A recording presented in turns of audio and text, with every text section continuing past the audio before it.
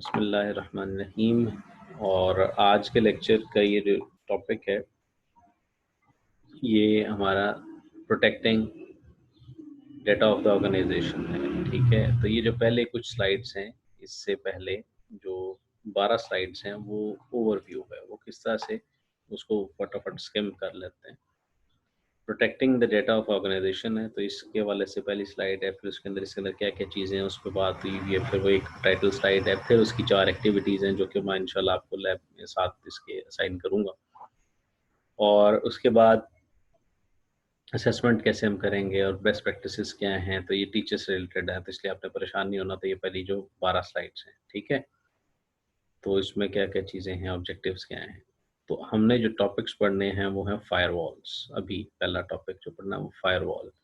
Data को protect करने के लिए आपने इंट्रूडर को भी रोकना है किसी सूरत में, ठीक है। तो इंट्रूडर को किस तरह से रोक सकते हैं? यूजिंग अ फायरवॉल, ठीक है। अब फायरवॉल में यहाँ पर हमारे पास कुछ टाइप्स हैं फायरवॉल्स की।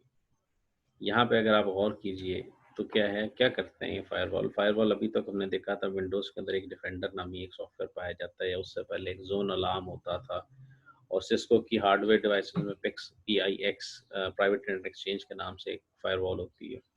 तो फायरवॉल होती क्या है बेसिकली? ये एक ऐसा सॉफ्टवेयर या डिवाइस होती है जो कि आपकी ट्रैफिक को फ़िल्टर करती है, इनकमिंग ट्रैफिक को भी और आउटगोइंग ट्रैफिक को भी, ठीक है। मतलब जो रिक्वेस्ट्स आ रही हैं आपके सिस्टम में और जो आपके सिस्टम से रिक्वेस्ट जा रही हैं, दोनों को फ़िल्टर करता है, ठीक है। क्या-क्या चीज़ों को देख के फ़िल्टर कर सकता है, वो आपकी नेटवर्क लेयर फ़ायरवॉल एक होती है जो टाइप होती है, वो उसमें सोर्स आईपी और डेस्टिनेशन आईपी, सिर्फ़ आईपी एड्रेस को देखता है, कहाँ से आ रहा है और कहाँ पे जा रहा है, ये चीज़ यहाँ पे चेक हो रही है और बताया जाता है कि जनाब अच्छा ये सोर्स है और ये डेस्टिनेशन है, अलाउड है। ये आउटसाइड सोर्स है और ये इनसाइड डेस्टिनेशन है, तो ये अलाउड है। अगर ये आउटसाइड सोर्स है और डेस्टिनेशन ये है तो फिर अलाउड नहीं है, डेस्टिनेशन बी है तो अलाउड है, ए है तो अलाउड नहीं है, बी है तो अलाउड। तो इस तरह से ये चीज़ें देखता है। फिर ट्रांसपोर्ट लेयर फायरवॉल, यहाँ पे एक चीज़ और चेक होती है कि सॉफ्टवेयर कौन सा चल रहा है। फॉर एग्जांपल वेब सर्विस है, ठीक है, सोर्स पोर्ट्स और डेस्टिनेशन पोर्ट्स भी उसमें आ गई, ठीक है। फिर एप्लीकेशन लेयर फायरवॉल, प्रोग्राम और सर्विस के बारे से बात कर रहे हैं, वो भी ट्रांसपोर्ट लेयर पे भी हम पोर्ट नंबर से वेरी कर सकते हैं, लेकिन अगर कुछ केसेस में फॉर एग्जांपल जैसे आप टॉरेंट यूज़ करते हैं, टॉरेंट की फिक्स पोर्ट नहीं होती, ठीक है। हाँ, अगर कोई वेब सर्वर चल रहा है, लिसन कर रहा है, तो वो तो उसको आप ब्लॉक कर सकते हैं कि जनाब पोर्ट 80 की इनकमिंग ट्रैफिक बंद हो जाए, यानी कि ये वेब सर्वर बाहर से एक्सेस ना हो सके। दैट मेक्स सेंस, वो ट्रांसपोर्ट लेयर फायरवॉल कर लेगी, ठीक है। लेकिन क्लाइंट एंड पे कि जी ये बंदे को आपने वेब ब्राउज़र यूज़ करने नहीं देना। वेब ब्राउज़र कभी कोई और पोर्ट नंबर यूज़ कर रहा है, कभी कोई पोर्ट नंबर यूज़ कर रहा है, तो इसलिए वहाँ पे वो चीज़ काम नहीं आएगी। तो यहाँ पे एप्लीकेशन लेयर फायरवॉल यूज़ होगी, ठीक है। कॉन्टेक्स्ट अवेयर एप्लीकेशन फायरवॉल, ये यूज़र को डिवाइस की बेस पे, यूज़र के रोल की बेस पे कि students are not allowed to use Facebook, ये वाली चीज़ इस्तेमाल कर सकते हैं, ठीक है। फिर प्रॉक्सी सर्वर भी काफ़ी हद तक फायरवॉल के तौर पे काम करता है। यहाँ पे पहले इसका नाम जो हम माइक्रोसॉफ्ट का यूज़ कर रहे हैं, उसका नाम पहले हुआ करता था ISA सर्वर। ISA सर्वर से बनता है internet security accelerator kind of a thing. अब एग्ज़ैक्ट मेरे ज़हन में नहीं, क्योंकि काफ़ी पुरानी बात है। अब उन्होंने उसका नाम चेंज करके कर दिया है फ़ोरफ्रंट TMG, माइक्रोसॉफ्ट फ़ोरफ्रंट TMG। TMG से बनता है थ्रेट मैनेजमेंट गेटवे। तो बेसिकली यहाँ पे जब थ्रेट मैनेजमेंट का लफ्ज़ इस्तेमाल करते हैं, तो वो आपके थ्रेट्स, आउटसाइडर थ्रेट और इनसाइडर थ्रेट, दोनों को ब्लॉक कर रहा है, ठीक है। तो प्रॉक्सी सर्वर भी आपके रिक्वेस्ट्स को काफ़ी हद तक ब्लॉक कर रहा होता है। तो वो आपकी वेब की कंटेंट की रिक्वेस्ट्स को, और जो नॉन वेब कंटेंट रिक्वेस्ट हैं, फॉर एग्जांपल मैं कहता हूँ कि जनाब मैं गूगल ड्राइव कनेक्ट कर लूँ, ठीक है। मेरा वो जो बैकअप सिंक है वो इंस्टॉल हो और वो यूज़ हो सके, तो वो नहीं हो पाता, क्योंकि हमारे जो यूनिवर्सिटी में प्रॉक्सी सर्वर ने ये चीज़ें ब्लॉक की हुई हैं, क्योंकि बैंडविड्थ जो वो बहुत ज़्यादा कंज्यूम होती है, तो उसको कंज़र्व करने के लिए उन्होंने ऐसे सॉफ्टवेयर बंद कर दिए हैं, ठीक है। फिर रिवर्स प्रॉक्सी प्रोटेक्ट करता है, हाइड करता है, डिस्ट्रीब्यूट एक्सेस करता है टू द वेब सर्वर्स। फिर नेट फायरवॉल, ये नेटवर्क एड्रेस ट्रांसलेशन है। नेटवर्क एड्रेस ट्रांसलेशन क्या चीज़ होती है? ये आपने नेटवर्क्स में पढ़ी हो कि आपका एक पब्लिक आईपी है और प्राइवेट आईपी बहुत ज़्यादा हैं और आप उस एक आईपी को यूज़ करना चाहते हैं। जैसे हमारे पास भी चंद आईपी हैं, मतलब अगर कंप्यूटर्स हमारे पास 200 या 300 लगे हुए हैं, तो हम 300 आईपीज़ जो है हमने परचेज़ नहीं किए हुए। हो सकता है 10, 15 या 20 आईपीज़ हों, ठीक है? वही ट्रांसलेट हो रहे हैं, तो वो नेटवर्क एड्रेस ट्रांसलेशन होती है। और नेट जब हो रही होती है, तो वो नेचुरली एक फायरवॉल के तौर पे एक्ट करती है। और फिर होस्ट बेस्ड फायरवॉल जो आप कंप्यूटर के ऊपर कर देते हैं, जैसे हमारे पास विंडोज़ डिफेंडर है। ठीक है जी? यहाँ तक किसी का कोई सवाल? No sir. अच्छा, आप लोग चैट इनिशिएट कर पा रहे हैं? मेरे पास चैट की ऑप्शन नहीं आ रही अब। एक सर इधर भी नहीं आ रही। अच्छा, चलें ठीक है। असल में ये भी यहाँ पे काफ़ी सारी चीज़ें चेंज हो गई हुई हैं ना, मतलब मेरे पास कुछ कंट्रोल आ गए हैं और मतलब मैं यहाँ पे कंट्रोल्स कुछ दे सकता हूँ, कुछ चीज़ें मैं नहीं कर सकता अब। ठीक है? मतलब काफ़ी सारी चीज़ें नहीं कर सकता जो पहले मैं कर सकता था। चलो, इसके बाद जनाब पोर्ट स्कैनिंग भी एक फायरवॉल है। हम ओपन पोर्ट्स को भी मतलब स्कैन करते हैं फायरवॉल टाइप्स में। हम पोर्ट स्कैनिंग से मतलब पोर्ट को लिस्टिंग या अलाउ या ब्लॉक करते हैं। ठीक है? पोर्ट स्कैनिंग एक टर्म यूज़ होती है, उसको हम क्या यूज़ करते हैं? आपके पास एक सॉफ्टवेयर अगर आप करना चाहें तो उसका नाम है nmap। ठीक है? नेटवर्क मैपर के नाम से उसको आप इंस्टॉल कर लें और फिर उसको एक आईपी एड्रेस या रेंज दे दें, बेसिकली एक देते, तो वो आईपी एड्रेस को वो यूज़ करके वहाँ पे जितनी जितनी ओपन पोर्ट्स हैं और उसमें जो जो फ्लॉज हैं वो आपको काफ़ी हद तक नज़र आ जाएंगे। ठीक है? रिकॉनेसेंस के लिए इस्तेमाल होता है। ठीक है? अब पोर्ट नंबर क्या होते हैं? देखें जी, पहले अगर किसी को ये चीज़ क्लियर नहीं है कि पोर्ट नंबर्स की क्या ज़रूरत होती है तो काइंडली सवाल करें, नहीं है तो फिर मैं इसको और अंदाज से बताऊंगा। क्वेश्चंस कि पोर्ट क्या होती है, किसी को अगर आइडिया ना हो तो बताएं। भाई इसमें कोई बात नहीं है कि अगर आपको नहीं पता तो लेकिन आप पूछ सकते हैं, अगर नहीं पता तो पूछ लें। पोर्ट्स चले मैं सरसरी बता देता हूँ। होता ये है कि जो कोई भी सॉफ्टवेयर चलता है वो सॉफ्टवेयर अपना एक पोर्ट नंबर इशू करता है या उसको रैंडमली ऑपरेटिंग सिस्टम एक असाइन करता है। अब वो जो पोर्ट नंबर है उस पे किसी ने कनेक्ट करना होता है। फॉर एग्जांपल फेसबुक का सर्वर चल रहा है तो फेसबुक साहब जो आसिफ साहब आ गए तो साहब का लफ्ज़ निकल गया मुँह से। अब फेसबुक जो है वो पोर्ट नंबर 80 के ऊपर तमाम रिक्वेस्ट को सुन रहा है। आप भी facebook.com ओपन करते हैं, मैं भी facebook.com ओपन करता हूँ, तो मेरे पास सपोज़ पोर्ट नंबर आता है 1 2 3 4 5, आपके पास आता है 5 4 3 2 1, 2 लोग हैं। अब वो जब कम्युनिकेट और आपका आईपी से 1 है, मेरा आईपी 2 है। अब जब इंटरनेट पे जाते हैं तो इंटरनेट के ऊपर जाके हम लोग दोनों रिक्वेस्ट करते हैं, प्रोवाइडेड कि हम सेम नेटवर्क पे हम दोनों रिक्वेस्ट करते हैं जाके फेसबुक के पोर्ट नंबर 80 के ऊपर, जो कि उस पे वो लिसन कर रहा है और उसे कहते हैं जी हमें अपना इंडेक्स का पेज जो है ना वो रिटर्न कर दो। वो इंडेक्स का पेज आता है, उसकी कॉपी आती है और वो आकर मेरे राउटर तक पहुंचती है। राउटर का एक पब्लिक आईपी एड्रेस है, वहाँ पे एक नेट टेबल मेंटेन हुआ है कि ये वाली जो रिक्वेस्ट थी कितने बजे किसने की थी, तो वो जो पैकेट का रिप्लाई आया वो उसको उसने दे दिया। ठीक है? आप पोर्ट नंबर लिसन कर रहे हैं, कौन-सा कंप्यूटर कौन-सी पोर्ट नंबर के ऊपर वेट कर रहा है, तो ये पोर्ट स्कैनिंग कहलाती है, अगर आप उसको चेक कर सकें। ठीक है? तो अभी मैं ज़रा फ़िलहाल पॉज़ करूँगा, अज़ान हो रही है, अज़ान का वेट करता हूँ। ठीक है? अब जो पोर्ट्स की बात हो रही थी, पोर्ट्स में ये है कि पोर्ट्स को स्कैन करने के लिए हम nmap को इस्तेमाल करें। अब nmap एक टूल है, वैसे अगर आप यूज़ करना चाहें कर सकते हैं। nmap को आप गूगल करेंगे तो nmap डाउनलोड आ जाएगा और उसके बाद उसको इंस्टॉल करेंगे। इंस्टॉल करके आप वहाँ पे एक आईपी एड्रेस देंगे और वहाँ पे जितनी ओपन पोर्ट्स होंगी वो नज़र आ जाएंगी। अब ओपन पोर्ट्स की जो बात हो रही है वो क्या होती है? आपकी जो ओपन पोर्ट्स होती हैं वो आपका कोई कंप्यूटर है, जैसे फेसबुक का सर्वर है तो फेसबुक का सर्वर क्या कर रहा है? वो बेसिकली वेट कर रहा है कि लोग उसको रिक्वेस्ट करें कि जी मेरे से मतलब इंडेक्स का पेज हासिल करो। ठीक है? तो वो पोर्ट लिसनिंग मोड में, ठीक? जो रिस्पॉन्सेज होते हैं किसी पोर्ट के क्या-क्या हो सकती है, सर्वर की जो पोर्ट है ओपन या एक्सेप्टेड, तो वो लिसनिंग मोड में है कि वो रिक्वेस्ट का इंतज़ार कर रही है। क्लोज़ डिनाइड और नॉट लिसनिंग, तो वो पोर्ट क्लोज़ हो चुकी है, आप यूज़ नहीं कर सकते। ठीक है। फिल्टर ड्रॉप या ब्लॉक्ड उस केस में जब आपके किसी फायरवॉल ने उस पोर्ट को ब्लॉक किया हुआ है, यानी कि उस सॉफ्टवेयर तक बात नहीं पहुंची, उससे पहले किसी ने ब्लॉक कर दिया, तो ये पोर्ट्स के कुछ मतलब आते हैं। तो इससे पोर्ट स्कैनिंग से ही आपको आइडिया हो जाता है कि कौन से कंप्यूटर के ऊपर कौन-कौन सी पोर्ट्स ओपन है, ठीक है। अच्छा, अभी आप लोग आई अज़्यूम कि आप लोग अपने-अपने लैपटॉप्स पे होंगे, ठीक है। तो लैपटॉप्स पे है तो वहाँ पे आप काइंडली प्रेस करें विंडोज़ प्लस आर, बल्कि मैं भी करके दिखा देता हूँ, ठीक है। अभी आपको विंडोज़ प्लस आर करके मैं दिखाता हूँ और मुझे स्क्रीन उसके साथ दोबारा शेयर करनी पड़ेगी। और 1 मिनट इसको मैं स्टॉप करता हूँ और आपको एक प्रैक्टिकल करके दिखाता हूँ।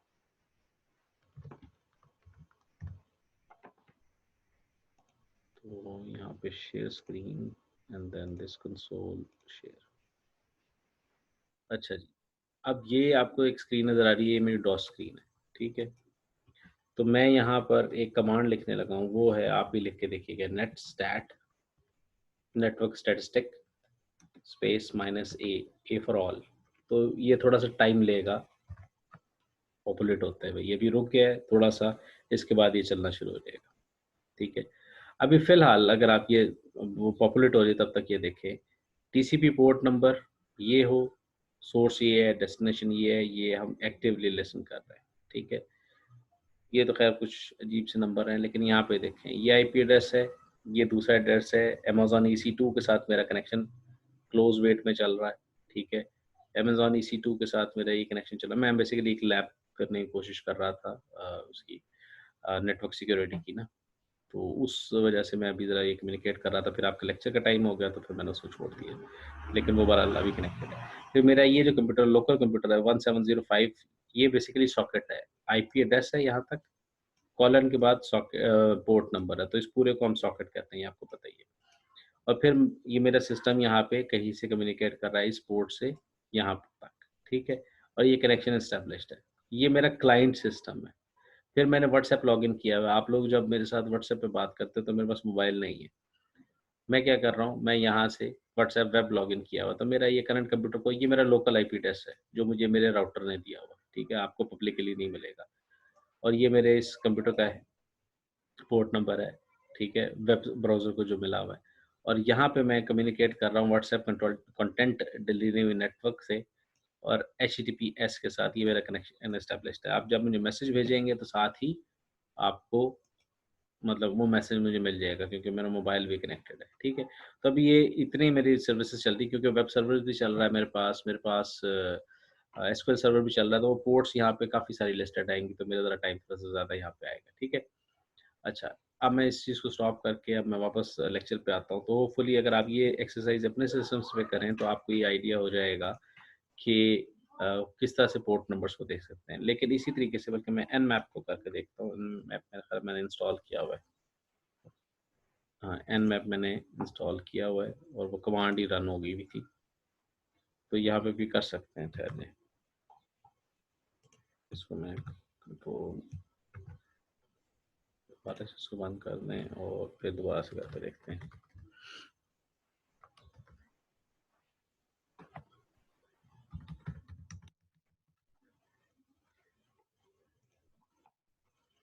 अच्छा जी, अब मैं आपको फिर से दिखा देता हूँ nmap का रिज़ल्ट।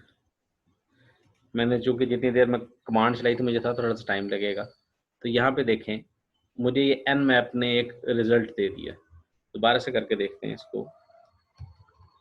और दोबारा से मैंने किया जी nmap स्पेस 127.0.0.1 यानी कि लोकल जो कंप्यूटर है उस पे।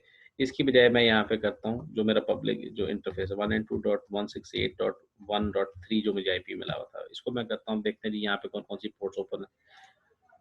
मुझे कमांड देनी पड़ी और अब इसके बाद वो पोर्ट स्कैनिंग स्टार्ट हो।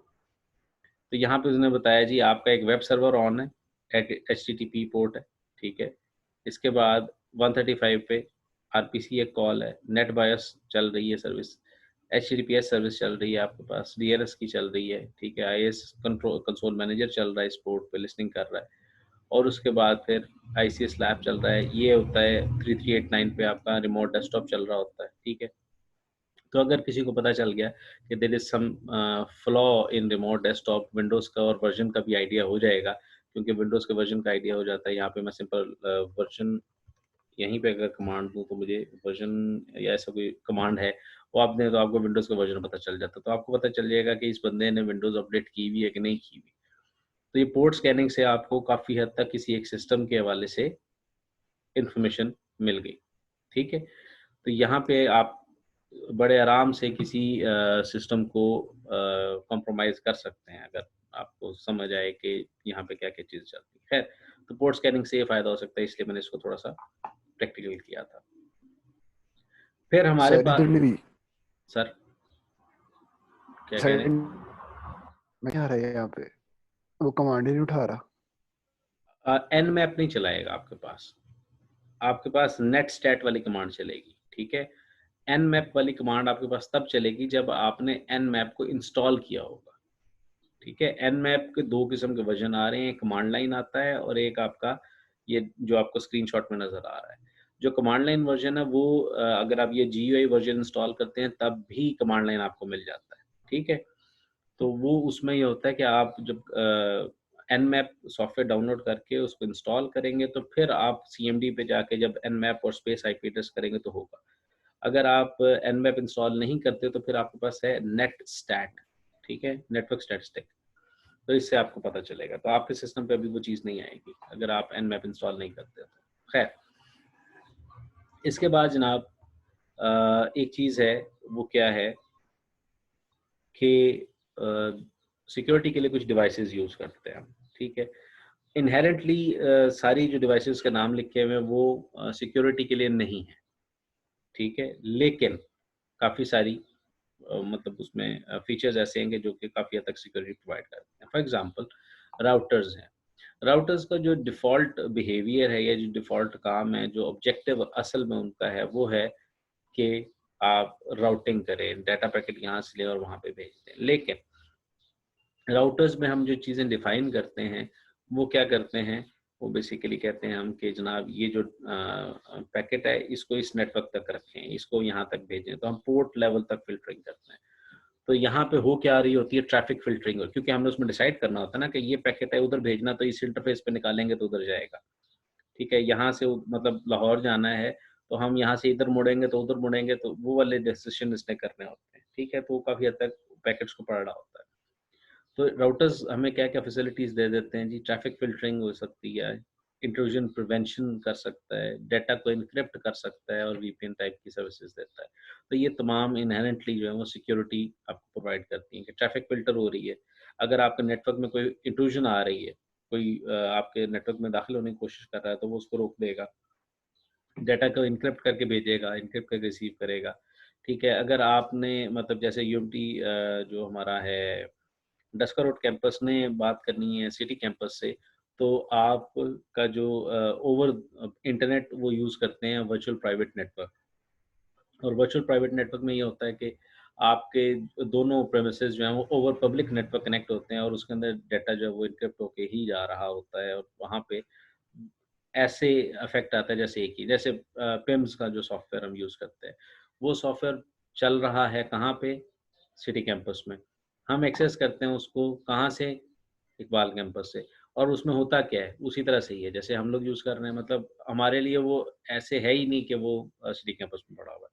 सिमिलरली लाहौर वालों ने अगर कोई चीज़ एक्सेस करनी होती है यहाँ पे, तो वो भी उसी तरीके से सीमलेसली एक्सेस करते हैं, जैसे वो इसी नेटवर्क पे का हिस्सा है, ठीक है? फिर उसके बाद फायरवॉल्स, ये तो डिवाइसेज़ हैं फायरवॉल्स इसमें इस डेडिकेटेड डिवाइसेज़ जैसे मैंने आपको सिस्को की PIX बताई थी, ठीक है? प्राइवेट इंटरनेट एक्सचेंज के नाम से। और उनके में राउटर की कैपेबिलिटी भी हो सकती है और असल काम उनका क्या होता है कि जी पैकेट को फ़िल्टर करना। फिर आईपीएस सिस्टम्स होते हैं। इससे अलावा एक चीज़ होती है जो कि इसमें नहीं लिखी हुई, वो होती है आईडीएस, इंट्रूजन डिटेक्शन सिस्टम्स और ये है इंट्रूजन प्रिवेंशन सिस्टम। हम इन दोनों में फ़र्क क्या है? पैकेट फायरवॉल्स के हवाले से एक चीज़ और बतानी है जो कि इन स्लाइड्स में नहीं लिखी हुई। पहले मैं इस स्लाइड को ज़रा रिविज़िट कर लूँ। Network layer, transport layer, application layer, ये ठीक है, ये बातें बिल्कुल ठीक है। लेकिन इसमें एक फायरवॉल की एक कैटेगरी भी होती है, कैटेगरी के हवाले से ये कॉमन टाइप्स हैं बनाने के एतबार से क्या-क्या देखते हैं। लेकिन एक टाइप है, वो क्या है? वो ये है कि एक होती है स्टेट फुल फायरवॉल, एक होती है स्टेट लेस फायरवॉल। पहले स्टेट लेस की बात करते हैं। स्टेट लेस फायरवॉल एक ऐसी फायरवॉल है जो कि आप ये डिवाइसेस की बात हो रही है अब, सॉफ्टवेयर की भी काफ़ी हद तक, लेकिन ज़्यादातर डिवाइसेस पे। वो ये होती है स्टेट लेस। एक पैकेट आया, वो आपके नेटवर्क में एंटर हो गया, उसके बाद फिर अगला आया, तो वो हर एक को अलग-अलग चेक करता है, ठीक है? उसको ये पता नहीं होता कि इसका पिछले से क्या ताल्लुक है। तो वो होगी स्टेट लेस, ठीक है? फॉर एग्ज़ाम्पल एक बंदा यूनिवर्सिटी में दाखिल होता है और उसके बाद वो चला जाता है, फिर उसके बाद थोड़ी देर के बाद वो आता है और फिर वो कोई काम करके चला जाता है, तो आप उसी वक़्त उसको चेक कर रहे हैं, जिस वक़्त वो एंटर या एग्ज़िट हो रहा है, एंटर हो रहा है या एग्ज़िट हो रहा है, ठीक है? या एंटर हो रहा है सपोज़। लेकिन आप उसके मोटिव की बात नहीं करते, आप देखते नहीं कि पिछला, अगर वैसे अगर हम रियल लाइफ़ सिनेरियो में देखें तो गार्ड तो इस चीज़ को देखेगा, वो तो देख के बताएगा कि जनाब ये पहले आया था, अब ये दोबारा क्यों आ गया? वो उसके लिए सस्पिशियस एक्टिविटी होगी। आईडी जो स्टेटलेस फायरवॉल है, वो सिर्फ़ पैकेट को at that particular instant check करता है और उसके बाद वो उसको जाने देता है। लेकिन जो स्टेट फुल है, वो क्या करता है? वो ये करता है कि एक दफ़ा पैकेट आया, उसके बाद जब तक उसका सेशन टर्मिनेट नहीं हो जाता, वो उसके ऊपर नज़र रखता है, आसान ज़ुबान में, ठीक है? तो ये स्टेटलेस और स्टेटफुल है। अब होता ये है कि जो इंट्रूजन डिटेक्शन सिस्टम्स हैं, वो क्या करते हैं, वो स्टेटफुल भी हो सकते हैं, होते हैं नॉर्मली। लेकिन वो कोई उसके बाद एक्शन नहीं लेते, मतलब उनको ये इंट्रूजन डिटेक्शन के उनको ये पता चल जाएगा कि ये कोई मैलिशियस एक्टिविटी हो रही है, कोई ये काम गलत कर रहा है।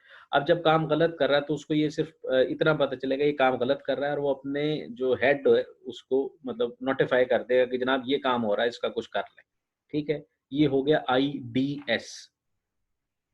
खुद कोई एक्शन नहीं लेगा, सिर्फ़ और सिर्फ़ उस एक्टिविटी को बताएगा कि जनाब ये काम हो गया, ठीक है? IPS on the other hand, intrusion prevention system. Intrusion prevention system क्या करता है कि आपकी जो इंट्रूजन हो रही है उसको रोक देता है। बताता भी है, ये नहीं कि बताता नहीं है अपने बॉस को या नेटवर्क एडमिनिस्ट्रेटर को, बताता ज़रूर है, लेकिन ऑन ग्राउंड उस चीज़ को ब्लॉक कर देगा। For example real life scenario लेते हैं। रियल लाइफ सिनेरियो में एक ऐसा वाक़या ये हुआ कि गूगल के सर्वर्स के ऊपर आपको पता है कैप्चा आ जाता है अगर आप बार-बार कोई काम करें तो। तो अब वो हुआ ये कि एक नेटवर्क से इतनी ज़्यादा सर्च रिक्वेस्ट्स आ रही थी कि वो उसको लगा कि ये ह्यूमन्स नहीं, ये बॉट है, ये डीडोस अटैक इनिशिएट हो रहा है, ठीक है? अब गूगल के जो आईपीएसेस लगे हुए हैं, उन्होंने नोटिफ़ाई तो डेफ़िनेटली अपने बॉसेस को कर दिया कि जनाब ये फलाँ एड्रेस ऑफ आईपी रेंज है, ये आईपी है, इससे इतनी ज़्यादा रिक्वेस्ट्स आ रही हैं, तो हमें ये था कि इस किस्म का ये अटैक हो रहा है, तो हमने इसको ब्लॉक कर दिया है, ये आईपीएस ने काम कर दिया। खैर वो बाद में ये पता चला कि वो जिस ऑर्गेनाइज़ेशन से वो रिक्वेस्ट आ रही थी, वो ऑर्गेनाइज़ेशन बहुत बड़ी थी और सिस्टम ने उसको गलत तौर पे इंटरप्रेट किया था। लेकिन ऐसा एक्ट तो कर लिया ना, जो उसको चीज़ें बताई जाएँगी उतनी देर तक वो उसको डिसाइड करेगा और उसके मुताबिक रिज़ल्ट्स जो है वो पास करेगा, ठीक है? तो ये आईपीएस जो है वो रोक देता है चीज़ों को, ब्लॉक कर देता है, ठीक है? फिर है जी VPN. VPN basically virtual private network है, ठीक है? और इसमें नॉर्मली डाटा एन्क्रिप्ट होके ट्रांसफ़र किया जाता है। फॉर एग्ज़ाम्पल मैं अगर आपका अपना सिस्टम है और आप और मैं चाहते हैं कि वीपीएन क्रिएट कर लें, तो मैं करूँगा अपने सिस्टम पे एक इनकमिंग कनेक्शन बना दूँगा, आप अपने सिस्टम पे एक आउटगोइंग कनेक्शन बना देंगे, मैं आपको अपना आईपी दे दूँगा और आप उस आईपी पे कम्युनिकेट कर लेंगे और मेरा सिस्टम और आपका सिस्टम ऐसे हो गए जैसे हम लोग लोकल नेटवर्क पे हैं, ठीक है? हाँ, ट्रांसमिशन स्पीड्स जो डेफ़िनेटली फ़र्क होंगी, लेकिन मुझे वो सर्विसेज़ जो हैं वो अवेलेबल हो जाएँगी, ठीक है? तो ये काम किया जा सकता है। अगर आप लोग ट्राई करना चाहते हैं तो इनकमिंग वीपीएन कनेक्शंस विंडोज़ में बन जाता है, उसको बना के देख लीजिएगा। फिर है हमारे पास सिक्योरिटी के हवाले से मैलवेयर और एंटीवायरस सॉफ्टवेयर्स होते हैं जिसको हम यूज़ करते हैं। मैलवेयर को स्कैन करते हैं, ठीक है? उसके बाद एंटीवायरस है, उससे कंप्यूटर को स्कैन करते हैं। तो सिस्को की जो डिवाइसेज़ हैं उसमें ये फैसिलिटीज़ है। फिर उसके बाद क्या है, वेब और ईमेल की सिक्योरिटी एप्लीकेशन अप्लायंसेज़ हैं, डिक्रिप्शन डिवाइसेज़ हैं, क्लाइंट एक्सेस कंट्रोल, मतलब अब सवाल ये पैदा होता है, अब आप कहें कि जनाब ये सारे काम एक कंप्यूटर कर देता है, ये अलग-अलग डिवाइसेज़ क्यों हैं? मतलब फायरवॉल कंप्यूटर के अंदर सॉफ्टवेयर है तो आप उधर डिवाइस क्यों लगा दें? देखिए जी, डिवाइस जब लगेगी वो नेटवर्क के स्टार्ट पे लगेगी। सॉफ्टवेयर इंस्टॉल किधर होगा? आपके उस कंप्यूटर पे होगा, ठीक है। अब अगर आप एक चीज को गेट पे रोक लेते हैं तो वो बेहतर है, या अगर आप उसको क्लासरूम पे आने के बाद रोकते हैं वो बेहतर है? तो ये अब आपसे सवाल है, ठीक है। तो इस और इसी तरीके से अगर आप टीवी को देखते हैं, टीवी आप लैपटॉप पे भी देख सकते हैं, टीवी आप टीवी पे देख सकते हैं। जो एक्सपीरियंस आपको टीवी पे मिलता है वो एक्सपीरियंस आपको लैपटॉप पे नहीं मिलता। तो ये भी एक है। और उसके अलावा हर जगह आप लैपटॉप नहीं लगा सकते हैं। मतलब फॉर एग्जांपल आपने कहीं डिवाइसेस लगानी जो कि राउटिंग करे, तो वहाँ पे आप कंप्यूटर लगा के उसको कॉन्फ़िगर नहीं कर सकते कि कंप्यूटर की उतनी थ्रूपुट नहीं होगी। जो डेडिकेटेड चीज़ें बनती है वो उतना अच्छा काम उस हवाले से करती है, ठीक है। अब रियल टाइम में जो कुछ चीज़ें हैं डिटेक्टिंग के हवाले से, वो क्या है? एक अटैक होता है जी, ज़ीरो डे अटैक। उसमें क्या है जी, एक सॉफ्टवेयर में कोई फ्लॉ होता है, उसको एक्सप्लॉइट करते हैं, तो उसको हम कहते हैं ज़ीरो डे, ठीक है? Zero day attack. अब रियल टाइम स्कैनिंग किस तरह से होती है? देखें, अब आईडीएस का ज़िक्र यहाँ पे आ गया, जो कि मैंने आपको पहले बताई थी, ठीक है? तो इसलिए अब आपको कन्फ्यूज़न की ज़रूरत नहीं है। रियल टाइम स्कैनिंग करते हैं। एज किसको कहते हैं? आपका कंप्यूटर और एंड पॉइंट जो आपका इमीडिएट सर्वर है, ठीक है? तो आप क्या करें, एक्टिवली स्कैन करते हैं यूजिंग आईडीएस आईपीएस। अब अगर ये स्टार्ट में लगा हुआ होगा नेटवर्क के, तो ये खुद ही स्कैन करके आप तक पहुंचने से पहले इन्फॉर्मेशन मिल चुकी होगी, ठीक है। उसके बाद detection with connection with global threat centre से आप बात करते हैं, मतलब होते हैं कुछ जिनसे आप पता करते हैं। और जब भी किसी सिस्टम में ज़्यादातर चीज़ें देखी जाती हैं, वो ज़्यादातर होती है एनॉमली। किसी भी सिस्टम में एनॉमली अगर आ रही है तो वो फिर आपको लगता है कि हाँ भाई, यहाँ पे फ़िक्र की बात है। अब वो क्या होता है? फॉर एग्ज़ाम्पल आप कोई नॉन अकाउंटिंग ऑफ़िसर है, ठीक है? और वो एक्सेस करता है अकाउंट्स का डेटा, तो आपके कान खड़े होंगे ना, आप डेफ़िनेटली इस चीज़ को नोटिस करेंगे ऐसा क्यों हो रहा है? कि मतलब एक बंदा जिसकी ज़रूरत ही नहीं है वो क्यों एक्सेस कर रहा है, ठीक है? उसके बाद क्या है? और क्या हो सकता है कि एक बंदा जिसको सिर्फ रीड करने की इजाज़त है, वो राइट करने की कमांड दे रहा है। तो डेफ़िनेटली आप उसको देखेंगे जी ऐसा क्यों हो रहा है, ठीक है? तो ये कुछ स्कैनिंग के हवाले से आप चीज़ें देख रहे हैं। और डीडोस जो है वो एक अच्छा खासा बड़ा अटैक होता है, तो उसके लिए नुकसान हो सकता है, ठीक है? तो उसके लिए आप क्या चीज़ यूज़ करते हैं, जो गूगल ने बनाई हुई है, कैप्चा टाइप चीज़ें। ठीक है। आप यूज़र रिक्वेस्ट को लिमिट कर सकते हैं कि जनाब इतनी देर में इतनी रिक्वेस्ट आएँगी, इससे ज़्यादा नहीं आएँगी। तो ये आपको कुछ इससे बचत हो सकती है। मैलवेयर से कैसे बच सकते हैं आप? मैलवेयर से बचने के लिए आपको पहली बात, हर सॉफ्टवेयर इंस्टॉल नहीं करना, ठीक है? ये तो एक पूरी सारी कहानी है ना कि क्या करें जी, secure operation centre team, incident response team, threat intelligence team और सिक्योरिटी इंफ्रास्ट्रक्चर इंजीनियरिंग टीम। तो पहले तो आप सिस्टम्स बनाएँगे, लेकिन उससे पहले आप यूज़र्स को एजुकेट करेंगे कि हर चमकती चीज़ सोना नहीं होती और इसी तरह से हर फ्री सॉफ्टवेयर अच्छा नहीं होता, ठीक है? तो यहाँ पे हर सॉफ्टवेयर को इंस्टॉल ना करें। यहाँ पे इनका जो एक ग्रिड है, उन्होंने ये बताया हुआ है जी, secure operations team centre team होती है और जो कि क्या करती है जी, एक्यूरेट और एक्शनेबल डेटा लेके आती है। इंसिडेंस रिस्पॉन्स टीम क्या करती है, हर चीज़ को फॉरेंसिकली इवैल्यूएट करती है और उसके बाद सस्पिशियस बिहेवियर को डिटेक्ट कर पाती है। थ्रेट इंटेलिजेंस वाले क्या करते हैं, प्रोएक्टिवली पूरे इंफ्रास्ट्रक्चर को मॉनिटर कर रहे होते हैं या इम्प्रूव कर रहे होते हैं। सिक्योरिटी इंफ्रास्ट्रक्चर वाले जो हैं वो क्या करते हैं जी, कंज्यूम और एक्ट करते हैं थ्रेट इन्फॉर्मेशन पे, ठीक है। तो ये इस किस्म की कुछ बातें हैं, लेकिन मैलवेयर के हवाले से ये नेटवर्क्स को बचाने की बात हो रही, तो आप जो असल उसमें सारी कहानी है वो यही है कि यूजर एजुकेट करें और ये वाली चीज़ें डेफिनेटली इन प्लेस लेके आएँ, ठीक है। अब बेस्ट प्रैक्टिसेस क्या हैं? रिस्क असेसमेंट करते हैं। हमने बेसिकली क्या हो रहा है, ऑर्गेनाइजेशन को प्रोटेक्ट करने की बात हो रही थी ना, पूरे चैप्टर की बात हो रही है। तो उसमें यूजर्स एजुकेशन जो है वो सबसे इम्पोर्टेंट है, ठीक। और डेफिनेटली ये नहीं है कि आप यूज़र तक डाटा पहुँचने देंगे और उसके बाद उसको कहें उम्मीद करेंगे कुछ ठीक हो जाएगा, नहीं, आप उसको आने ही नहीं देंगे, ठीक है? तो उसके लिए वो पिछली जो स्लाइड थी वो थी।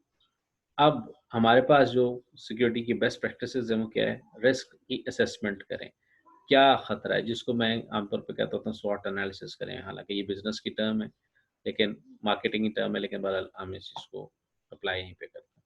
तो रिस्क का असेसमेंट करें, उसके हवाले से कोई पॉलिसी बनाएं, फिर उस पॉलिसी को फिजिकली इम्प्लीमेंट करें, फिर कुछ एचआर की यूजर्स की पॉलिसीज बनाएं कि जी कि उनको भी हर बंदे को एम्प्लॉय ना किया जाए, उसका पहले बैकग्राउंड चेक किया जाए, ठीक है। उसके बाद क्या कहते हैं, टेस्ट करते रहें और बैकअप्स रेगुलर करते रहें, सिक्योरिटी पैचेस को अपडेट करें। अच्छा, इसमें भी है maintain security patches and updates, ये नहीं है कि फ़ौरन करते हैं, ठीक है। दो अभी मैं लेक्चर जो पढ़ रहा था उसमें ये चीज़ पता चली कि 2017 में ताइवान में एक अटैक हुआ, ठीक है। वो किस तरह से अटैक था, वो अटैक लॉन्च हुआ था लंदन से, ठीक है। अब ये इसी से रिलेटेड बात है, वो ये है कि जनाब एटीएम मशीन्स का सॉफ्टवेयर अपडेट होता है, ठीक है। और एटीएम मशीन बगैर किसी बंदे की इंटरवेंशन के खुद ब खुद पैसे उगलना शुरू कर देती है, ठीक। फिर कोई 15 20 या 50 जितने भी लोग हैं जो उस बंदे ने हायर किए हुए थे, वो जाते हैं एटीएम से पैसे उठाते हैं और आ जाते हैं, ठीक है। और उसके बाद फिर वो बहरहाल पकड़े भी जाते हैं। वो किस तरह से हुआ था, वो हुआ ये था, खैर 2.2 मिलियन उन्होंने उसको रिकवर कर लिया था। लेकिन कहने की बात ये, वो हुआ ये था कि आपकी जो एटीएम मशीन है वो एक सर्वर को कांटेक्ट करती थी अपना सॉफ्टवेयर अपडेट करने के लिए एक टाइम पे। अब वो जिस सर्वर को कम्युनिकेट करती थी, उस सर्वर को कॉम्प्रोमाइज़ कर लिया गया, ठीक है। अब वो सब सर्वर कॉम्प्रोमाइज़ हुआ और उसके बाद फिर एटीएम मशीन्स जो हैं वो डेफ़िनेटली कॉम्प्रोमाइज़ हो गई। तो ये तो एक नुकसानदेह बात हुई। यहाँ पे क्या है जी, डेफ़िनेटली अपडेट्स करें, लेकिन वो जो वन सम मैनी वाली चीज़ जो होती है ना, मतलब वन सम मैनी या ऑल, उसमें ये होता है कि पहले आप उस अपडेट को पढ़ें क्या है। ये नहीं कि ऑटोमेटिक अपडेट्स पे लगा दें, क्योंकि आपके सॉफ्टवेयर रुक जाते हैं। तो आप करते हैं सबसे पहले आप उसकी वो मुहर्रिकात चेक करते हैं कि जनाब इस अपडेट में है क्या, इससे हमें क्या इफ़ेक्ट होगा, वो पढ़ना पड़ता है उसके बाद फिर। लेकिन ये है कि बॉटम लाइन ये है कि उसको अपडेट रखें और जो क्रिटिकल अपडेट्स हैं वो लाज़मी करें। फिर एम्प्लॉइज़ को कंप्लीट एक्सेस ना दे दें। तो आपने साइंस फिक्शन मूवीज़ में देखा होगा, वहाँ पे क्या होता है, वहाँ पे ये होता है कि आपके जो मतलब जिधर भी आपने जाना तो आपके पास एक्सेस कार्ड है या आइरिस स्कैनर हो रहा है। खैर लाहौर में भी है, वो आरएफआईडी कार्ड्स रखे हुए हैं सॉफ्टवेयर हाउसेस में, जिस दरवाजे में आपको जाने की इजाज़त है वहाँ पे आपको कार्ड दिखाते हैं और उसके बाद चले जाते हैं, ठीक है। तो उनकी एक्सेस को रिस्ट्रिक्ट किया जाए। उसके बाद इंसिडेंट रिस्पॉन्स को चेक करें वक्तन-फ़वक्तन, मतलब किसी बंदे को लगाएँ और रैकिंग चेकिंग के लिए लगाएँ और फिर उसके बाद इमरजेंसी रिस्पॉन्स सिनेरियोज़ बनाएँ, जैसे ड्रिल होती है वो चीज़ करें। इम्प्लीमेंट एंड नेटवर्क मॉनिटरिंग और एनालिटिक्स मैनेजमेंट टूल, ये बाय डिफ़ॉल्ट सिस्को और इस किस्म की चीज़ें देते हैं, ये कंपनीज़ देती होती हैं अपनी डिवाइसेज़ के साथ। देती खैर क्या है, नॉर्मली जो राउटर्स और ये डिवाइसेज़ होती हैं, इनके अंदर एक प्रोटोकॉल चल रहा होता है, मेरा ख़्याल है एसएनएमपी कहते हैं शायद उसको, या एक और कोई नाम था। और सिसलॉग भी होती हैं, वहाँ पे भी डाटा राइट किया जाता है, सिस्टम लॉग्स। तो वो सिसलॉग सर्वर भी ये काम करता है। तो वो उसके बाद अभी ये आपके हम आए हैं जी सर्जी केयर में, ठीक है। तो सर्जी केयर में हमारा ही एक स्टूडेंट है एमसीएस बैच 3 का इब्राहिम। तो इब्राहिम साहब जो हैं वो क्या करते हैं, वो अपने ऑफिस में बैठे हुए हैं और वो उनके पास 2 स्क्रीन्स हैं, उसके ऊपर वो देख रहे होते हैं पूरे नेटवर्क में क्या हो रहा है या किस किस्म की एक्टिविटी हो रही है। तो वो डिवाइसेस को उस बंदे ने कॉन्फ़िगर किया है और वो वेब इंटरफ़ेस पे उसको सब कुछ नज़र आ रहा होता है कि इस वक़्त क्या-क्या हो रहा है। तो वो एक बंदा मॉनिटर कर रहा है, ठीक है। और फिर implement network security devices, firewalls लगाएँ, इसके बाद प्रॉक्सी सर्वर्स लगाएँ, इस किस्म की चीज़ें। और फिर एंड पॉइंट सिक्योरिटी, जो आपका क्लाइंट एंड यूज़र है, वहाँ पे सॉफ्टवेयर्स और एंटी मैलवेयर्स और इस किस्म की चीज़ें, ठीक है। यूज़र्स को बताएँ और डाटा को एन्क्रिप्ट करें। तो ये सारी चीज़ें जो हैं ये काफ़ी हद तक ये देखें, जब इतनी लेयर्स ऑफ सिक्योरिटी देखें, रिस्क असेसमेंट से शुरू हुए हैं और एन्क्रिप्ट डाटा तक आए हैं। टेक्निकली ये इतनी सारी लेयर्स हैं जो कि डाटा तक पहुँचती हैं, तो इन सब की लाश के ऊपर से गुज़र के जाना पड़ेगा। तो वो काफ़ी मुश्किल हो जाएगा, जितनी आप लेयर्स ऐड करेंगे उतना मुश्किल हो जाएगा, ठीक है। फिर उसके बाद है जी बिहेवियर। लोगों का बिहेवियर आ जाता है। वो क्या है? Behaviour approach to cyber security. उससे पहले हम ये देखते हैं बॉटनेट क्या भला है। पहले बॉट की बात करते हैं। बॉट क्या है? एक कंप्यूटर है, एक वेबसाइट है, एक डिवाइस है, एक मोबाइल है जो कि कॉम्प्रोमाइज हो चुका है, ठीक है, किसी के कंट्रोल में। बॉटनेट क्या है? Collection of bots through internet, और उसको कोई कंट्रोल कर रहा है, ठीक है, ये बॉटनेट के हवाले से। और ये बड़ी खतरनाक चीज़ हो सकती है, ठीक है। अब क्या है, पहले इसकी एक एग्जांपल लेते हैं। बॉटनेट बॉटनेट अभी 2002 में, 2000 में, 2006 में, 2009 में और 2016 के हवाले से अभी लेटेस्ट जो मैंने पढ़ा 2016 में। अब आप इमेजिन करें, एक बॉटनेट था और बॉटनेट के हवाले से वो कंप्यूटर्स जो हैं वो उन्होंने 627 GB गीगाबिट्स पर सेकंड के नेटवर्क को डाउन कर दिया था। 627 GB जिसका अप लिंक है या डाउन लिंक है, बोथ वेज, तो उसको इतना हाई एंड 627 GB, हमारे यहाँ तो खैर ये वैल्यू ही बड़ी अजीब सी है, लेकिन बहरहाल इतना बड़ा नेटवर्क था जिसको उसने क्रैश कर दिया था। अभी जो मुझे एक इंटरेस्टिंग चीज़ सुनने को मिली लेक्चर के दौरान, वो ये थी कि बॉटनेट्स अवेलेबल फॉर रेंट। मतलब आप ब्लैक मार्केट में जाएं, वहाँ पे जाके आप उसको कोई अमाउंट पे करें, ठीक है, और अमाउंट पे करने के बाद उन्हें कहें कि जनाब इस ये आईपी एड्रेस है, बस इस पे अटैक लॉन्च करना है, बस कुछ नहीं करना आपने, सिर्फ जाके पैसे देने, ठीक है। ये काम मैं हैरान हो गया हूँ, ये भी अभी आपके आने से पहले लेक्चर जो सुन रहा था, तो उसमें उन्होंने यही बताया है, जो डॉक्टर साहब थे वो बता रहे थे, तो कहते हैं जी इस किस्म के काम भी हो रहे हैं कि आप लोगों को सिर्फ बिटकॉइन में पे करें। बिटकॉइन में पे होता है, वैसे नहीं पे होता। बिटकॉइन में पे करें, उसके बाद अपने विक्टिम का आईपी एड्रेस बताएं, उसके बाद फिर वो उसको खुद ही डीडोस अटैक कर देंगे। अटैक क्या कर देंगे? वो ऑटोमेटेड सर्वर्स हैं और सिर्फ आपने उनको आईपी देना है और पैसे पैसे देने और आईपी देना, बस पैसे देना जरूरी है। तो ये चीज़ें हो रही हैं, ठीक है। तो खैर, बॉटनेट के हवाले से आप फिल्ट्रेशन के हवाले से क्या जी, infected clients try to communicate with the command and control on the internet. दूसरा क्या होता है जी, जो आपके अपडेट्स के जो बॉटनेट फिल्टर है वहाँ तक पता चलती है। और तीसरा क्या है जी, आपके alerts go to security teams. मतलब आपका बॉटनेट अटैक कर रहा है तो आपके पास एएसई बॉटनेट फिल्टर, जो आपने आईपीएस सिस्टम लगाया हुआ है, आईपीएस क्या था? Intrusion prevention system. वो क्या कर रहा है, वहाँ पे उस तक बात पहुँचती है, वो डिटेक्ट करता है, तो साथ ही आपकी सिक्योरिटी टीम को मैसेज चला जाता है और उसके बाद फिर आप उसके मिटिगेशन प्लान कर लेते हैं, ठीक है। तो बेसिकली ये पूरे तरीके से प्रिवेंट नहीं हो रहा होता, क्योंकि बॉटनेट से डिस्ट्रीब्यूटेड अटैक आ रहा होता है, लेकिन आपको अपडेट्स मिल जाती हैं कि जी फलां फलां आ रहा है अहेड ऑफ टाइम, तो आप उसको उतनी देर तक कंटिजेंसी प्लान्स बना सकते हैं या उसको कर सकते हैं। तो आप क्या करते हैं जी, किल चेन के हवाले से, ठीक है, किसी भी सिस्टम को नुकसान पहुंचाने के क्या स्टेप्स होते हैं, उसको किल चेन कहते हैं। किल चेन में सबसे पहले है जी रिकॉनेसेंस, जासूसी, जिसमें आप अपने विक्टिम के हवाले से इंफॉर्मेशन गैदर करते हैं। जैसे मैंने अभी आपको एन मैप करके दिखाया, तो बेसिकली मैं अपने कंप्यूटर को मैं अगर विक्टिम कंसिडर करूं, तो मैं अपने कंप्यूटर के हवाले से वल्नरेबिलिटी ढूंढ रहा था, उसमें फ्लॉ ढूंढ रहा था, तो रिकॉनेसेंस है, ठीक है।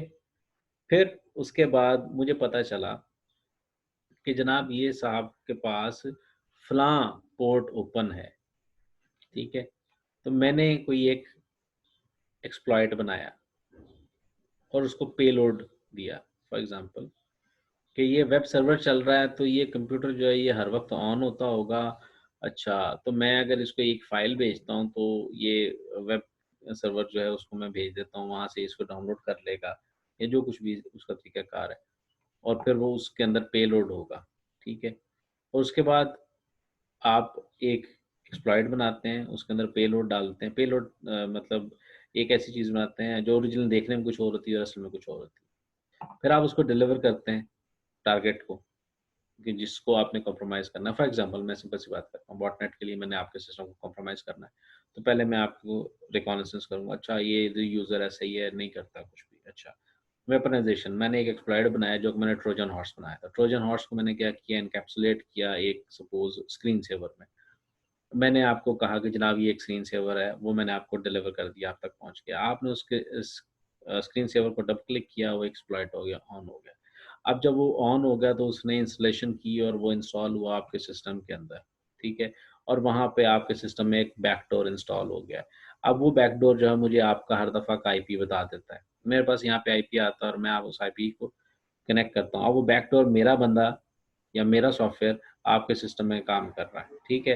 तो मैं यहाँ से बैठे हुए उसको रिमोटली कंट्रोल कर लेता हूँ और रिमोटली कंट्रोल करने के बाद जो मेरा दिल करता है वो मैं आपके कंप्यूटर से करवाऊँगा। तो this is called a kill chain. I hope कोई मुश्किल नहीं होगी। समझ आ गई है जनाब? अगर इजाज़त हो तो आगे चलूँ? Yes sir. यार ये एक ही बंदा बोलता है, बाकी तो कोई भी नहीं बोलता।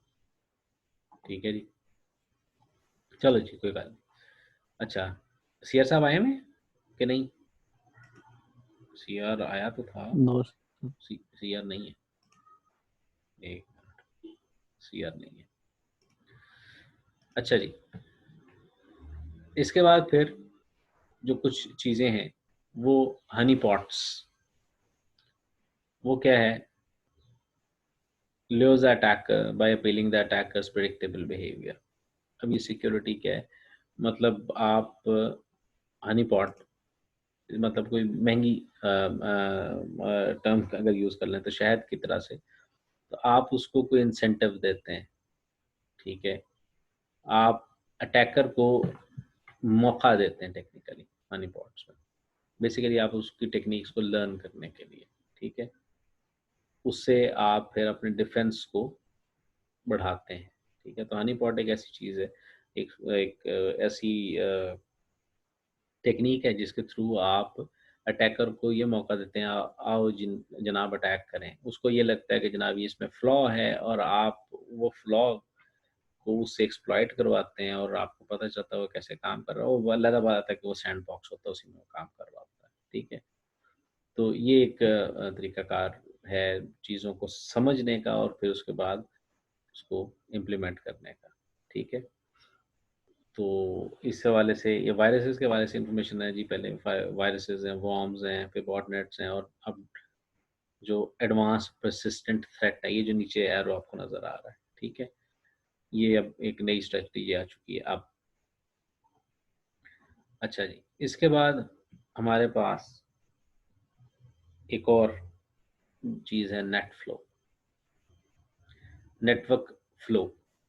इसमें डेटा एक्वायर करते हैं हम। ये बेसिकली क्या है, बिहेवियरल अप्रोच है सीखने के वाले से कि हम किस तरह से, बेसिकली देखें जी, जो असल किसी अटैक को हमने आइडेंटिफाई करना है वो हमने एनॉमली के बेस पे करना है। नॉर्मली ये नहीं होता, ये अटैक है। अगर वो नॉर्मली होता है तो ठीक है, नॉर्मल है, आपको महसूस नहीं होगा। लेकिन अगर आपको कोई चीज़ ऐसी नज़र आती है जो कि नॉर्मल नहीं है, तो आप बड़े आराम से उसको सस्पिशियस एक्टिविटी बता सकते हैं। अच्छा जी, कोई बात नहीं, आज 10 लोग ज़्यादा आ गए हैं, इन्होंने इन्होंने क्या कहते हैं, हमसे वो करना शुरू कर दिया है, रिक्वेस्ट ज़्यादा आना शुरू हो गई हैं, ठीक है। ज़रूरी नहीं है कि वो अटैक हो भी सकता है, ठीक है? तो अब नेटवर्क को भी मॉनिटर करते हैं। तो बेसलाइन्स आप कहते हैं, अच्छा हाँ, नॉर्मली 1000 लोग आते हैं जो हमारे नेटवर्क को एक्सेस करते हैं। 1200 आ जाएँगे, नहीं आप कहेंगे ठीक है, कोई बात नहीं। 1500 आ जाएँगे, चलो कोई नहीं, आज अभी हम को मसला नहीं है। 2000 आ जाएँगे, अच्छा हाँ, रिज़ल्ट जो है वो आउट हुआ है तो इसलिए लोग रिज़ल्ट्स देख रहे हैं। 3000 हो जाएँगे या 2200-2300 हो जाएँगे, आप महसूस नहीं करेंगे। 3000 हो जाएँगे, ये अब एक ऑब्जेक्टिव चीज़ है कि आपने किधर बात करनी है कि जी हमारे लिए एनोमलस बिहेवियर क्या होगा। उसके लिए आपने डाटा गैदर करना है, ठीक है? डाटा किस तरह से गैदर करना है, नेटवर्क का फ्लो, रिक्वेस्ट की टाइप्स, यूज़र्स की टाइप्स, ठीक है? उनके डेमोग्राफिक्स कहाँ से आते हैं, तो वो नॉर्मल चीज़ें जो होती हैं, वो आपका एक नॉलेज बेस बनता है, उससे आप बिहेवियर को आइडेंटिफ़ाई करते हैं। नेट फ्लो में हम नेटवर्क के ट्रैफिक एनालिसिस करते हैं। ठीक है, बिहेवियर डिसीजंस, कहाँ से डाटा आ रहा है, कहाँ जा रहा है, तो ये नेटवर्क के हवाले से। तो अब सिस्को की जो अप्रोच है उसको देखते हैं। तो वो है जी सिस्को की computer security incident response team, CSIRT। तो वो क्या करते हैं जी, आप कंप्रिहेंसिव इन्वेस्टिगेशन। अच्छा, ये सिस्को की CSIRT है, इसी तरह से IBM की एक्स फोर्स है, ठीक है। तो वो ये टीम्स इन्होंने बनाई हुई जो काम करते हैं, वो क्या करते हैं जी, आपकी थ्रेट असेसमेंट करते हैं, मिटिगेशन प्लानिंग करते हैं, ट्रेंड एनालिसिस करते हैं, और आपके सिक्योरिटी के आर्किटेक्चर को रिव्यू करते हैं, रिकमेंडेशंस देते हैं। तो ये सारी चीज़ें, इसकी चीज़ों की बातें हो रही है। तो ये एंटरप्राइज सॉल्यूशंस हैं बेसिकली इनके। अब आप ये देख लें कि इसके अंदर एक पूरे लेक्चर के अंदर एक सिस्को का इश्तिहार भी है, टेक्निकल इश्तिहार ही होगी, इश्तिहार की स्लाइड होगी ना 26, जिसमें पूरा बताया है ये चीज़ें क्या होती हैं। अब यहाँ पे क्या है, रिपीटेबल क्वेरीज जो होती हैं वो कुछ सवाल लोगों के, मेलवेयर जो हमारे पास, हमने जो चीज़ें करनी है सिक्योरिटी के हवाले से, वो क्या होती हैं। डिटेक्ट मेलवेयर इन्फेक्टेड मशीन्स करना है, सस्पिशियस नेटवर्क एक्टिविटी करनी है, इरेगुलर ऑथेंटिकेशन, मतलब एक बंदा है वो नॉर्मली दो तीन एक ट्राई के अंदर या दो ट्राई के अंदर या मैक्सिमम 3 ट्राई के अंदर पासवर्ड अटेम्प्ट कर लेता है, वो 10-10 पासवर्ड अटेम्प्ट कर रहा है, या 50 लोग एक ही वक्त में एक ही टाइम पे कर रहे हैं, तो सस्पिशियस है, ठीक है। इनबाउंड और आउटवर्ड ट्रैफिक के हवाले से ये सारी चीज़ें वही हैं जो आपने डिस्कस देखनी है, समझनी है कि सिक्योरिटी प्लेबुक के हवाले से क्या क्या ये चीज़ें आती हैं जो आपने देखनी है, ठीक है। ट्रेंड्स देखने हैं, जैसे वो भी इब्राहिम की भी बात कर रहा था कि वो नेटवर्क ट्रैफिक मॉनिटर कर रहा होता है, ठीक है। को रिलेट करना चीज़ों को, ये स्टैटिस्टिकल टर्म है। तो ये कुछ अब मैं अगर सांस ले रहा हूँ, मैं बोल बोल के थक गया, ठीक है। तब तक आप लोग ज़रा सवाल कर लें। अच्छा जी, अब कुछ रोजा टूल्स। लग रहा है। हाँ, नहीं मैं थक गया हूँ बोल बोल, असल में क्लास के दौरान ना आप थोड़ा हिल-जुल सकते हैं, अब मैं वो नहीं कर सकता यहाँ पर, ये है प्रॉब्लम, ठीक है। अच्छा जी, हमारे पास इंसिडेंट प्रिवेंशन, इंसिडेंट कहते हैं किसी वाक़यात को, उसको बचाने के या उसको डिटेक्ट करने के हवाले से कुछ टूल्स अवेलेबल हैं। SIEM, DLP और Cisco ISE। SIEM security information and event management एक चीज़ है, एक सॉफ्टवेयर है जो क्या क्या करता है, security logs, alerts, historical data, real time data और डिवाइसेस के हवाले से इंफॉर्मेशन को कलेक्ट करता है। मैंने आपको कहा कि जी डिवाइसेस इंफॉर्मेशन दे रही हैं एक सर्वर को, सिस्लॉक सर्वर को, वो जाके आपको SIEM को डाटा दे रहा है और SIEM सामने डिस्प्ले कर रहा है, उसको समझ रहा है, ठीक है। फिर दूसरा हिस्सा है जी DLP, डाटा लॉस प्रिवेंशन। अब ये क्या करता है जी, it stops sensitive data from being stolen, ठीक है। आप डाटा को ट्रांसफर नहीं करने देते कहीं। लेकिन मजे की बात है, एक उसको कहते हैं, एक अटैक के सामने उसको कहते हैं blind attack, blind injection, blind SQL injection. वो क्या होती है, उसमें डाटा कोई भी नहीं जा रहा होता कहीं भी, ठीक है। ये भी मेरे लेटेस्ट नॉलेज है, अभी मेरी वो कल परसों की जो सर्टिफिकेशंस कंप्लीट हुई है ना, मैं वहाँ से आपको दे रहा हूँ। मैं हैरान, मैं ये मैं अभी ये लेक्चर में डाउनलोड नहीं कर सकता वो वाला, लेकिन ये है कि आप लोगों को मैं बताऊंगा अभी कुछ कोर्सेज के बारे में। तो अब वो ये है कि आप ट्राई करते हैं, कहते हैं कि जनाब कहीं ये तो नहीं, कहीं ये तो नहीं, डाटा कोई नहीं आया आपके पास, लेकिन इन्फॉर्मेशन आ गई कि है कि नहीं है, ठीक है। तो उसी से चीज़ से आहिस्ता आहिस्ता डिटेक्ट कर दिया। तो DLP करते हैं हम कि डाटा ट्रांसमिट नहीं होने देते। और फिर Cisco identity services and role based access, administrator है तो इसको ये एक्सेस है, यूजर है तो इसको ये एक्सेस है, पावर यूजर है तो ये एक्सेस है, ठीक है। तो इस किस्म की चीज़ें। फिर IDS IPS मैं आपको बता चुका हूँ, ठीक है। तो मैं इस पर बात नहीं करूँगा और ये चैप्टर हो गया ख़त्म। अब मैं सांस लूँगा, इस स्लाइड को ख़त्म करूँगा, स्टॉप शेयर करूँगा, और अब मैं एक्सपेक्ट करूँगा कि आप कुछ ज़रा मेहरबानी अल्लाह को सवाल कर लो, मैं थोड़ा सा लेना। जी जनाब। भाई पैर बड़ा कैसे थक गया। क्योंकि मैं उठ के चलना फिरना चाह रहा हूँ फिर। जैन साहब कर लें सवाल, या हसन साहब आप सवाल कर लें? नहीं सर, कोई सवाल, अच्छा जी, रेस्ट करें आप। नहीं नहीं मैं ये भी रेस्ट कर रहा। मैं भी थोड़ा सा नमाज पढ़ूंगा, नमाज पढ़ के वापस आऊँगा और फिर मैं लेक्चर्स अटेंड करूँगा। और अभी आप मेरी सर्टिफिकेशंस अगर देख लें तो मैंने काफ़ी कंप्लीट कर ली हैं। अच्छा, अब ये है कि आपको जो मैंने बात करनी है ना, वो बात ये है कि आप लोगों को मैंने ईमेल्स की हुई हैं, ठीक है? सिस्को नेटकैट के हवाले से, सॉरी उसके हवाले से, कोर्सेरा के हवाले से। तो कोर्सेरा में आपके पास जो चीज़ें पड़ी हुई हैं वो काफ़ी सारे कोर्सेज हैं, ठीक है? तो आई वुड रिकमेंड कि आप लोग कोर्सेज करें। क्रिप्टोग्राफिक का एक स्पेशलाइजेशन है, उसका नाम है अप्लाइड क्रिप्टो, ठीक है? अप्लाइड क्रिप्टोग्राफिक स्पेशलाइजेशन, उसको अगर आप करना चाहें तो वो करें। इसके बाद है साइबर सिक्योरिटी फॉर बिजनेस, उसको कर लें। फिर हैवी हैवी हैं, ठीक है? फिर एक स्पेशलाइजेशन है, उसका नाम है Google IT professional certificate. 5 course हैं। जितनी मैं स्पेशलाइजेशन बता रहा हूँ मिनिमम 4 कोर्स की है। और ये आप स्पेशलाइजेशन अगर करते हैं गूगल आईटी प्रोफेशनल वाली, उसमें आपको कंप्यूटर ठीक करना आ जाएगा, विंडोज इंस्टॉल करनी आ जाएगी, इस किस्म की चीज़ें, और चीज़ों को सिक्योर करना आ जाएगा।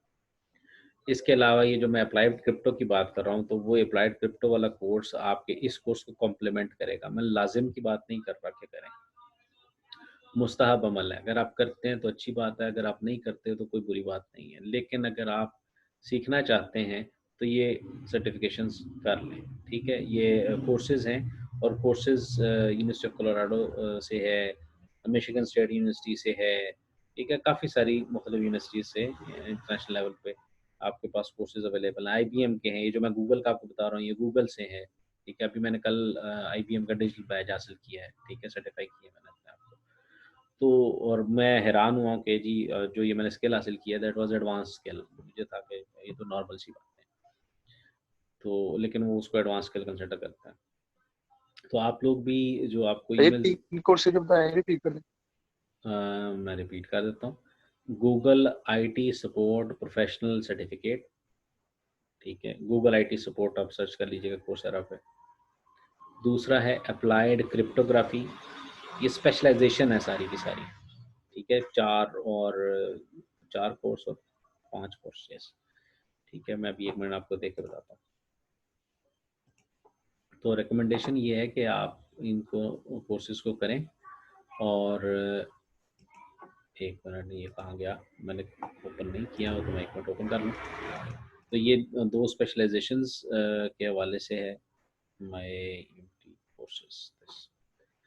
तो यहाँ पर आप जाके जब देखोगे तो 4-5 कोर्सेज़ होंगे, उसको कर लें। स्पेशलाइजेशंस की तरफ जाइएगा, एक-एक कोर्स की तरफ ना जाएँ मेरे ख़्याल में।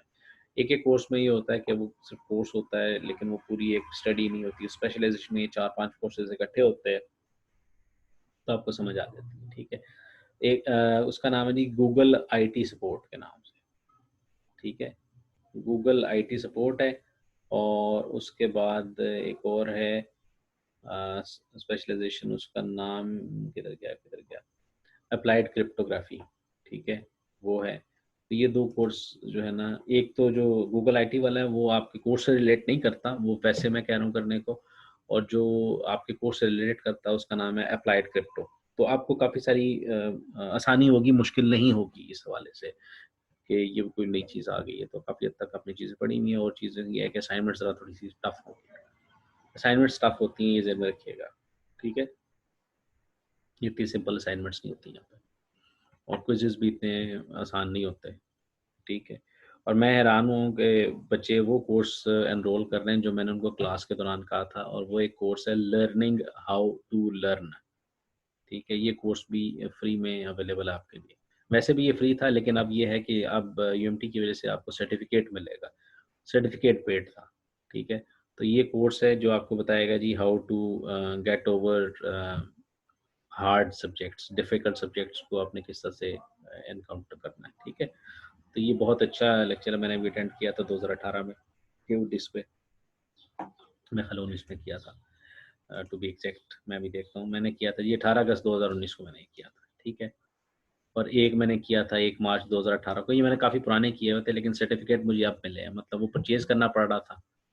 तो इस दफ़ा मैंने यूएमटी से जो मुझे लाइसेंस मिला उसमें मैंने इसका सर्टिफिकेट परचेज़ कर लिया, कंप्लीट तो मैंने 2018 में कर लिया था।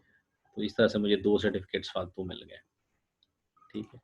तो ये आप लोग करें, ये बहुत अच्छी बात है। अगर कोई मसला आता है कि जनाब वो कोर्सेरा के हवाले से, तो आई एम अवेलेबल, मतलब मैं यहाँ पे इसीलिए बैठा हुआ कोर्सेरा एडमिनिस्ट्रेटर।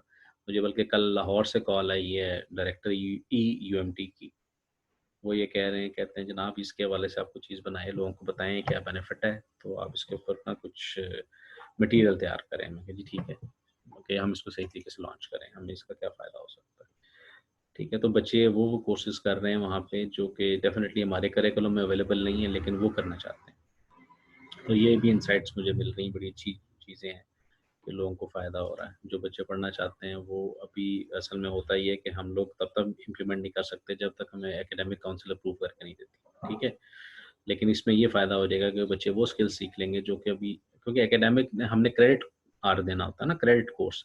तो क्रेडिट कोड और नॉन क्रेडिट कोड में फ़र्क है। मतलब फॉर एग्ज़ाम्पल आपको बता दें ये कीबोर्ड माउस ऐसे कनेक्ट कर देते हैं, तो उसका हम उस तरह से क्रेडिट नहीं दे पाते, क्योंकि वो हमारा जो स्टडी प्रोग्राम है उससे वो उतना मैच नहीं कर पा रहा होता, ठीक है। लेकिन वो भी काफ़ी हद तक ज़रूरत होता है। अब डेटा साइंस है, डेटा साइंस अगर किसी को पढ़ानी है, अभी काफ़ी बच्चे जो एनरोल हुए हैं, उनको काफ़ी मुश्किल होगी क्योंकि उन्होंने उसके प्रीरेक्स कंप्लीट नहीं किए हुए, ठीक है। उनकी प्रोग्रामिंग उतनी अच्छी नहीं होंगी उस हवाले से, ठीक है। तो वो इस वजह से वो अभी मैं देख रहा हूँ कंप्लीशंस नहीं है, या प्रोग्रेस भी उतनी नहीं है क्योंकि उनको मुश्किलात आ रही है, नज़र आ रहा मुझे। लेकिन ये है कि ये कोशिश करें तो आपको फ़वायद होंगे, ठीक है।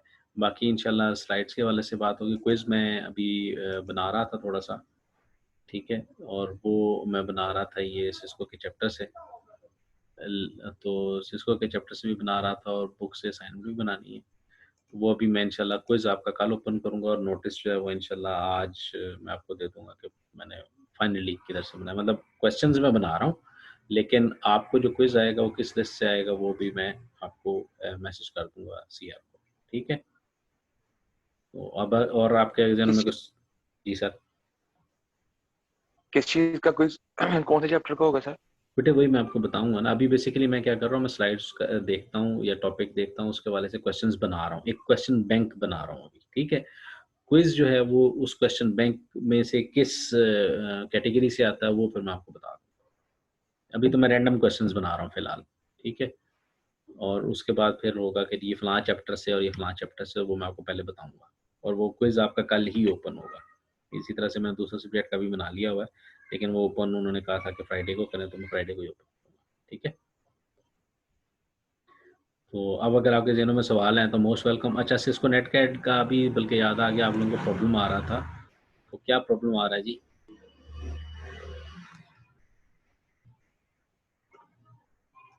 हेलो?